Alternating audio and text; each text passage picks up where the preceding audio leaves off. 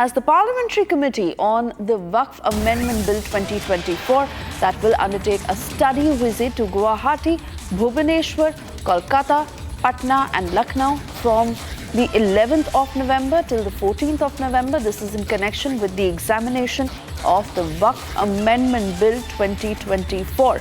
A very important development given how the Waqf Board has been claiming ownership across various land chunks pan-India. 47 of them that are huge properties that are controlled by the government, and as many term it as a desperate move given what may develop as far as the Waqf Amendment Bill is concerned.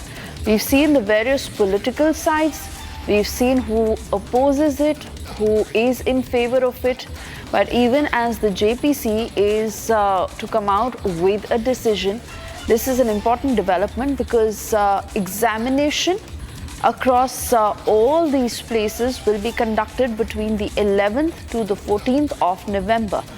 Karnataka in particular, where farmers have been up in arms, they observed a black Diwali as the Waqf claimed ownership of over 1,200 acres of their land.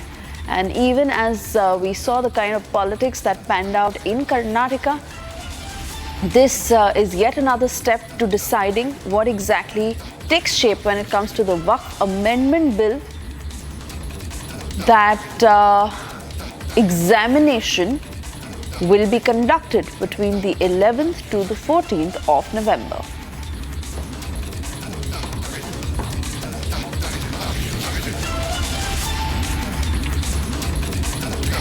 And we now move on to big breaking news coming in. Chinese military has said that India-China troops are making progress in disengagement in an orderly manner.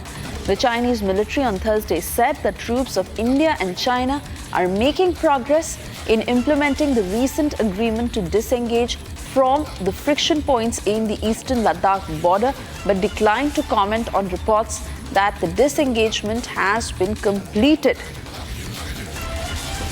Remember, Republic had told you how we picked up from our sources in the defense that the disengagement process has been completed. But this is yet another word coming in, that too from the Chinese side, where they have confirmed that the disengagement is very much happening and both sides are sticking by the commitment that they've arrived upon. However, Chinese military is yet to confirm whether the disengagement process is complete.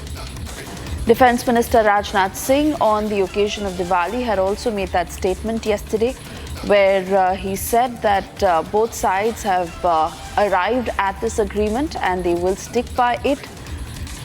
This even as is being confirmed by the Chinese military that it is work in progress as far as disengagement is concerned.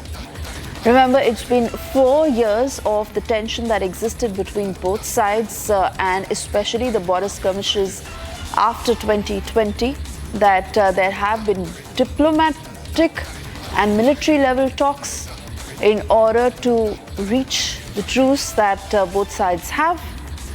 And now Chinese military confirming that they're making progress as far as the disengagement at the LAC is concerned. Let me cut across to Zeenath, joining us on the broadcast with the very latest.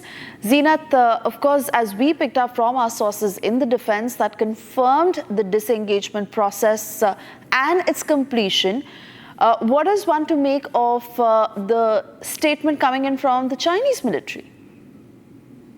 See, Suesha, these have been the very important and the frictional points after Galwan incident in June 2020. Since then, we have been seeing the multiple military level talks, and even the diplomatic channels were involved to de-escalate the tensions that was taking place between China and India along the line of actual control. We have been seeing the Indian Army maintaining that the complete engagement agreement has taken place in the friction points in Dipsang and also in these 2 points. But now the Chinese is not coming clearly on it. But again, you see after the BRICS summit or before that week also, we have been saying the Chinese coming openly and talking about the agreement that has taken place between India and China. And this clearly tells you that both the countries, apart from the border tensions, want to move ahead as far as their bilateral relations and also the trade relations are concerned.